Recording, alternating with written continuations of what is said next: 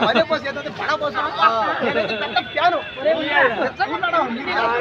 నేను ఒకసారి master moment చెప్తాను. చెప్పండి మేడం.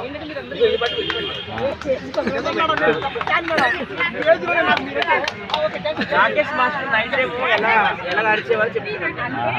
అమ్మాయి తప్పుకున్నా ఆంటీ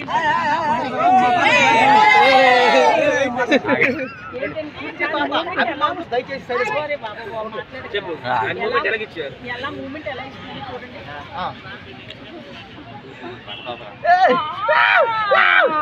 అని ఇచ్చారు.